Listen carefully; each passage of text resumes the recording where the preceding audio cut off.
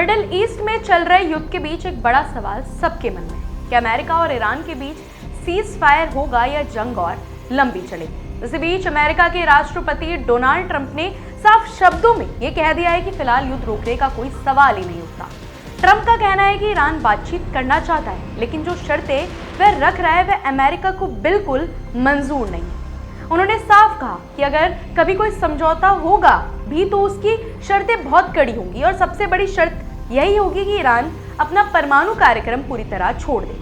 America लंबे समय से ईरान के न्यूक्लियर प्रोग्राम का विरोध करता रहा है और ट्रंप का मानना है कि जब तक ईरान इस कार्यक्रम को खत्म नहीं करता तब तक असली शांति संभव ही नहीं है। दरअसल 28 फरवरी से अमेरिका और इजराइल ने ईरान पर बड़े पैमाने पर हवाई हमले शुरू किए हैं और तब से पूरे इलाके में तनाव लगातार बढ़ता ही जा रहा है। इन हमलों का असर सिर्फ युद्ध तक सीमित नहीं है, बल्कि इसका असर दुनिया की अर्थव्यवस्था और तेल बाजार पर भी साफ दिखाई दे रहा है। कई जगह अंतर्राष्ट्रीय शिपिंग प्रभावित हुई है और तेल की कीमतों में तेजी से उछाल देखा जा रहा है। खासकर स्ट्रेट ऑफ हॉर्मुज को लेकर सबसे ज्यादा चिंता जताई जा रही है, क्योंकि ये दुनिया के सबसे अहम समुद्री रास्तों में से एक है जहां से वैश्विक तेल सप्लाई का बड़ा हिस्सा गुजरता है।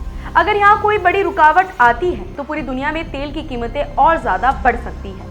ट्रंप ने इसी वजह से उन देशों से भी मदद मांगी है जिनका तेल व्यापार इस रास्ते से गुजरता है। उनका कहना है कि जिन देशों को इस रास्ते से तेल मिलता है उन्हें इसकी सुरक्षा की जिम्मेदारी भी उठानी चाहिए। ट्रंप ने यह भी संकेत दिया कि कुछ देश इस समुद्री रास्ते की सुरक्षा के लिए अपने युद्धपोत भेज सकते हैं। हालांकि उन्होंने अभी तक किसी देश का नाम नहीं लिया।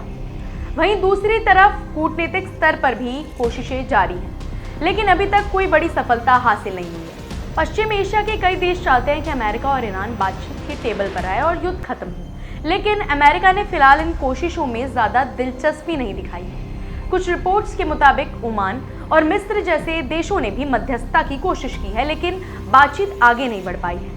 उधर ईरान का रुख भी काफी सख्त बना हुआ है। ईरान का कहना है कि जब तक अमेरिका और इजराइल अपने हवाई हमले बंद नहीं करते तब तक किसी भी तरह के युद्ध विराम पर बात नहीं हो सकती। ईरान की एक और मांग ये भी बताई जा रही है कि अगर सीज फायर की बात होती है तो अमेरिका को भविष्य में दोबारा हमला न करने की गारंटी भी देनी होगी और युद्ध में हुए नुकसान की भरपाई भी करनी होगी। इसके अलावा ईरान की ताकतवर सेना और रेवोल्यूशनरी गार्ड का मानना है कि अगर स्ट्रेट ऑफ हॉर्मुज पर उनकी पकड़ कमजोर पड़ती है तो ईरान की रणनीतिक स्थिति कमजोर हो सकती है। इसलिए वे किसी भी जल्दबाजी में सीज फायर के पक्ष में नहीं।